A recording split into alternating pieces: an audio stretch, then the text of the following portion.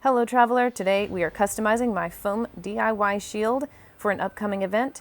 It's a LARP event, which is live action roleplay if you didn't know, and I have to paint, design, and seal this so that I can get it ready for battle and support my faction, the Sea Lords.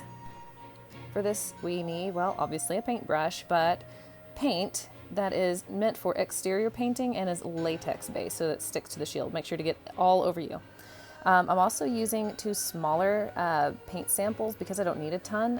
One is a base A that's just white, and the other I got in this really cool bronzy brown color to add some details later to the shield. I'm going to first add the main color, the one that's going to be predominantly all over my shield, in this lovely blue, and I'll be sure to add all of the details for paint colors if you're interested in making a similar one yourself. I'll put all of that in the details below the video. I'm going to add just a very thin layer. I feel like this will help it dry more evenly if I have to add touch-ups later. But I noticed that it covered pretty easily. I'm not too concerned about going over edges. From what I understand, this is going to be a very easy thing to cover up any mistakes, especially when I go over it with bronze and other details that I have planned later. This particular blue that I have picked out is for my faction of the Weekend Warrior LARP experience. I'm part of the Sea Lord faction, so lots of really beautiful ocean-inspired blues and browns and creams. Really excited to see how this turns out and how it will look with the rest of my kit. I'll be sure to show that at the very end. If you're new here, I'm Ashley and I create medieval-inspired content, both from a historical inspired point of view as well as a fantasy side as well. And this gives me a lot of creative freedom to play around and not always feel tied to fitting inside a certain box of trying to always maintain a level of accuracy when it comes to the historical side of things. It's just really hard to keep that up. So this allows for a lot more creative freedom and a lot more fun, and gosh, I love the community it's brought along too. So thanks for hanging out. We're going to add some of the bronze that I have. Honestly, I probably could have gotten the same size sample with the blue, but since I'm going to hopefully be with this faction for a long time, I'm sure I will use this blue again. This bronze though, oh my gosh, the video does not do it justice. It's so pretty in person. It has the perfect balance of this metallic finish to it. Has a lot of depth to it. It's just so pretty. I'm focusing as much as I can to keep it on the edge. I don't want too much to settle where the areas of foam kind of recess to look like bolts that are, on the shield to add some detail. There are going to be times where I come in behind and wipe it off, like I'm doing right there. I got more on my blue than I meant to, but if you let the first coats of your other color dry, any new color that you put on top of it seems to wipe off fairly easily. In this particular project, it's going to be aged anyways. You see how new this looks? I really want it to have an aged, used look, so any imperfections will actually be kind of looking like it was done on purpose, so not too worried about that. But first, before we do the aging process, our shield needs a design because it just adds a level of personalization and ownership, bragging rights to your own shield. It's supposed to tell a story. So for this particular one, I have sketched out a trident. Now the trident is one of the main symbols of the Sea Lords faction with the Weekend Warrior experience. So I felt the easiest way to make it as symmetrical as possible would be to tape together some brown paper that I had on hand, fold that in half and make sure it's long enough, and draw out my design. And by drawing out only half of it and having the paper folded in half, when I cut it out, it's going to be symmetrical. So we're just working smarter, not harder here, people.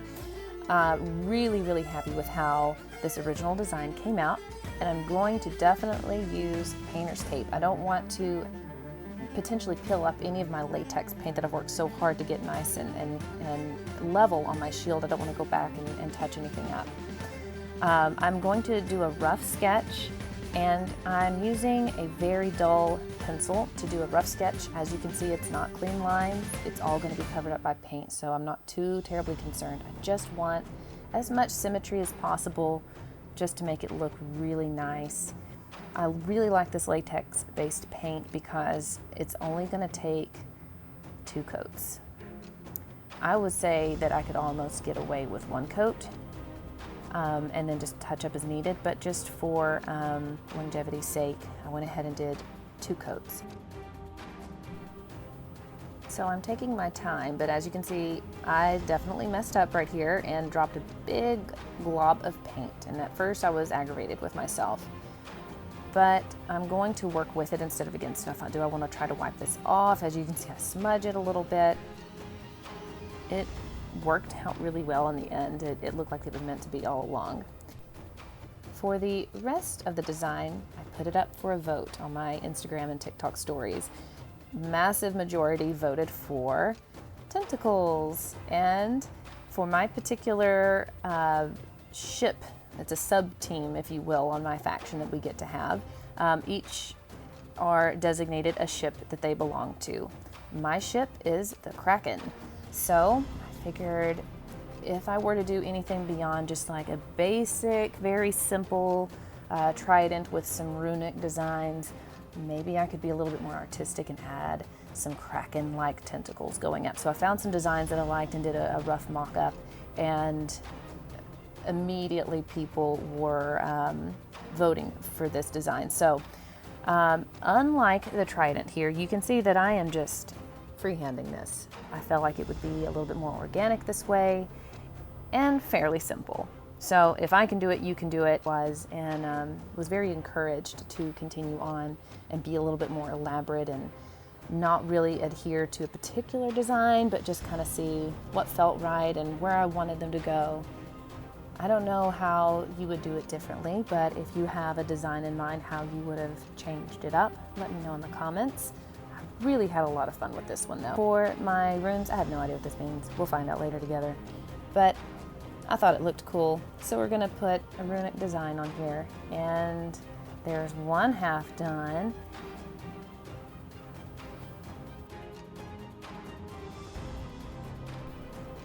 There you have it. So I'm going to replicate this on the other side, and here is both sides complete, keeping it asymmetrical, and now on to finish it.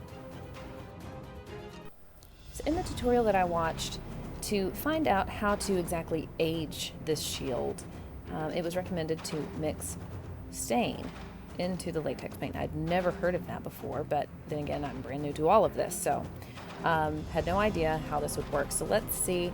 I am using the same bronze color and have added a dark wood stain.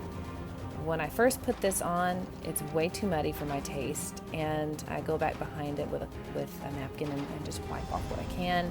I will say that the more I scrubbed it, the more came off. It was pretty easy to remove, and I left a little just for the original staining effect that I wanted, and just blended out what wouldn't wipe off completely. I'm wanting this to seep down in the crevices and the areas around the bolts to add a layer of depth, but also a little bit of an aging effect. I don't want it to look brand new. I want it to look like I've been on the battlefield many a time and will intimidate any foe that crosses my way. So I definitely water it down a little bit more with the stain, and I'm going to see if this is going to seep a little bit better into the areas that really need it, such as this edge here. You can see a little bit now that it's closer up that the bolts are there and it looks a little flat. This goes on a lot better. It's a little waterier. I don't want it too watery. I don't want a heavier amount of stain that won't dry correctly on top of the latex. I still need it to seal properly. But this is definitely a better consistency. So it might be something that you play around with if you try this technique for yourself.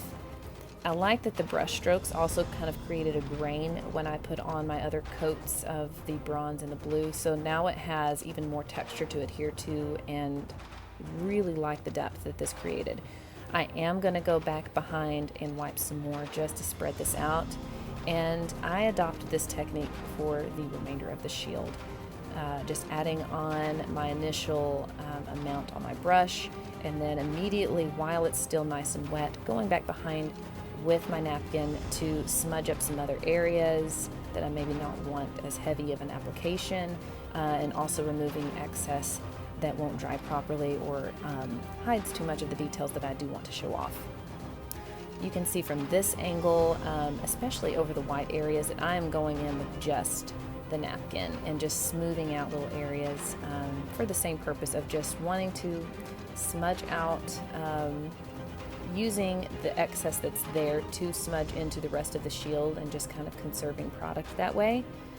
And I really like the way it turned out. It looked scuffed in areas and dirty in areas, and even as if like maybe the metal that might have been on this shield was starting to turn color a little bit. So really, really happy with the results.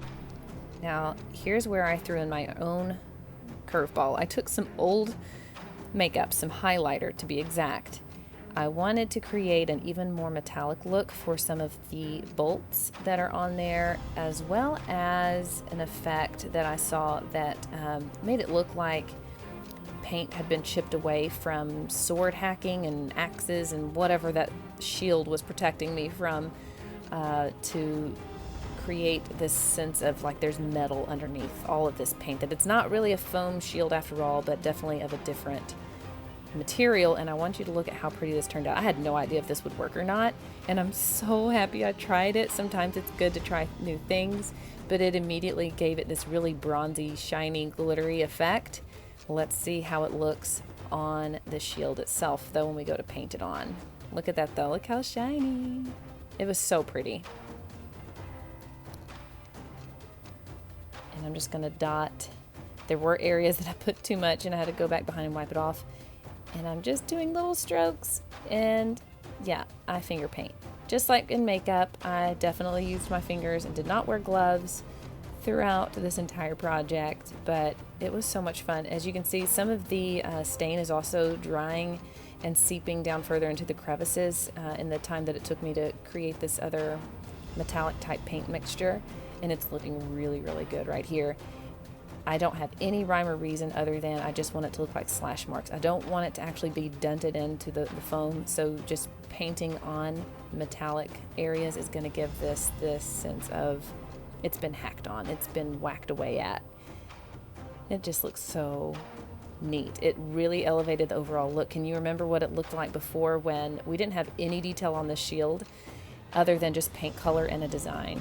And now we have this aged, hacked away on, loved and worn shield that is going to carry me into battle with this amazing technique I've learned, which we're going to protect now with this silicone spray.